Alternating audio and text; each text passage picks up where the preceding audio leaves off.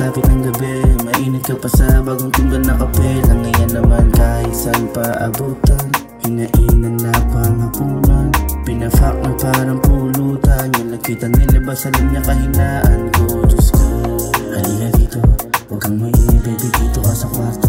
Pag mangyari to ay dapat sigurado, pag-isipan ng mabuti para hindi komplikado. Huwag kang tingin sa sarili mataas, ambog ako sa loob at sa labas. Basta di ka rin marunong umatras, kung pumapalakas ang palakas. Huwag kang masyadong maras, huwag kang masyadong maras, huwag kang masyadong maras, huwag kang masyadong maras.